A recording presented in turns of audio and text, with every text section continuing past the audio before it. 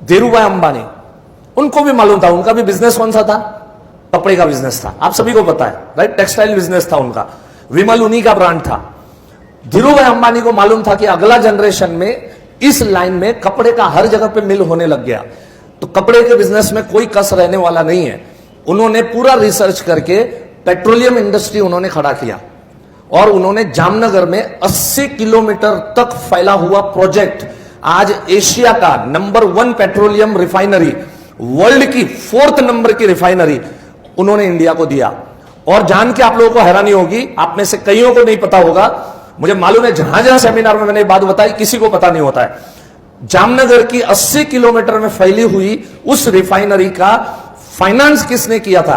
जब उनके chartered accountant team, उनकी फाइनेंस की टीम, जब भी उन्होंने रिपोर्ट दिया कि इतने पैसे, जो पैसे चाहिए मुझे कौन सी बैंक दे सकती है, 40 फाइनेंस की टीम थी चार्टर्ड अकाउंटेंटों के साथ, उन्होंने रिपोर्ट दिया कि इंडिया की सारी बैंक, आप सोचो 80 किलोमीटर का जगह परचेस करना है, खाने का खेल थोड़ी है, बोले ये सारे इंडिया की जितनी बैंक है ये सब बैंक एक हो जाए तो भी आपको इतना पैसा नहीं दे सकते।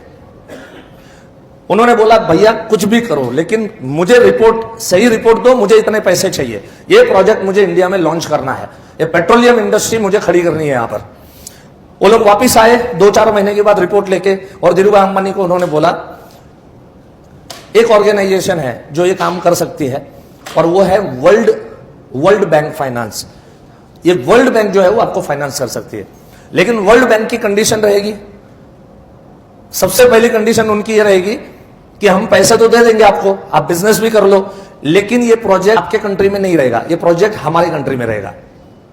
धीरू भाई को ये मंजूर नहीं था, वो चाहते थे कि इंडिया में बड़े हुए, इंडिया से आगे बढ़े, तो चाहते थे कि ये रिफाइनरी भी मेरे को सिर्फ इंडिया में ही बनानी है ताकि रोजी रोटी इंडियन लोगों को मिले। उन्होंने इस प्रोजेक्ट को कैंसिल किया, नहीं वर्ल्ड बैंक से मुझे पैसा नहीं चाहिए, और कुछ ढूंढो। और 2-4 महीने के बाद रिपोर्ट लेके आए, इंडिया में एक ही ऑर्गेनाइजेशन ऐसी है जो इतना पैसा आपको दे सकती है, और वो है life insurance corporation of India. और आज 80 किलोमीटर में जो एशिया का नंबर 1 रिफाइनरी जो बनके हुआ है, पिछले 20 साल से कार्यरत है, तो इसका पूरा श्रेय अगर जाता है तो हमारी कंपनी को जाता है, आपको और हमको जाता है, हम सभी को जाता है। एक बार जोरदार तालियां हमारी ऑर्गेनाइजेशन के लिए होना चाहिए।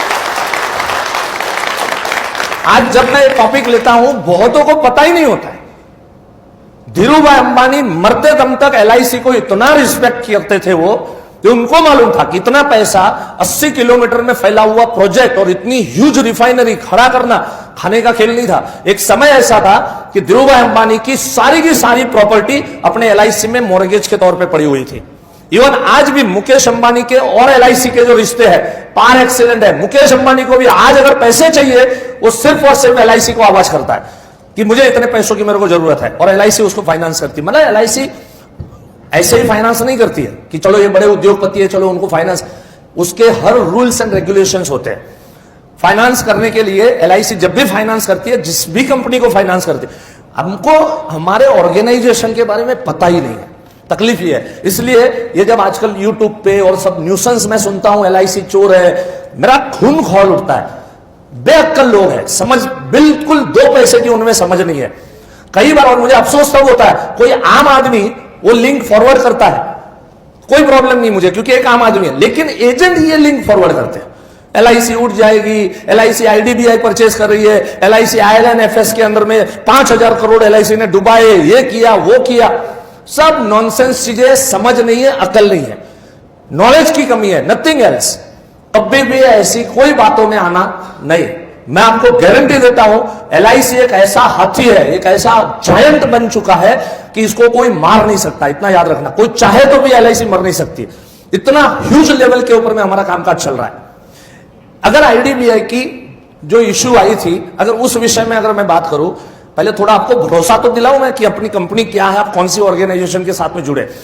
देखो, कोई अगर रिलायंस में काम करता है, आपके इधर इलाके में, आपके मेरठ के अंदर में, आप जिस भी शहर से यहां पर आए हो, बहुत सारे लोग आउट ऑफ टाउन से आए हुए हैं, तो जिस भी शहर से आप बिलोंग करते हो, आपके गांव का छोकरा मुंबई में कहीं कोई अच्छी बड़ी ऑर्गेनाइजेशन में काम कर रहा है, वो आता है, आप उसको पूछते हो बेटा कहां काम कर रहे हो, कैसे फक्र के साथ बोलता है ना, अंकल मैं इंफोसिस में लगा हूं, मैं अंकल मैं विप्रो में लगा हूं, अंकल मैं रिलायंस में लगा हूं, अंकल मैं टाटा ग्रुप ऑफ कंपनी में लगा। ये सब लोग ऐसे फक्र करते कि नहीं करते? हेलो, यस और नो?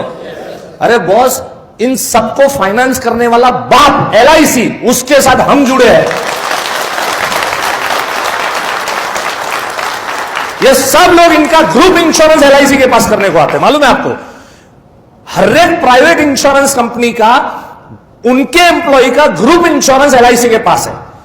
पता ही नहीं, हमें पता ही नहीं हम कौन सी ऑर्गेनाइजेशन के साथ जुड़े, हम कितनी बड़ी organization. You should feel proud. आज के बाद शर्म नहीं आनी चाहिए कि मैं LIC एजेंट हूं बोलने के अंदर, बड़े फक्र के साथ बोलेगा, yes I am associated with life insurance corporation of India, it's a world's number 1 insurance company, दुनिया की नंबर 1 इंश्योरेंस कंपनी के साथ हम जुड़े हुए हैं।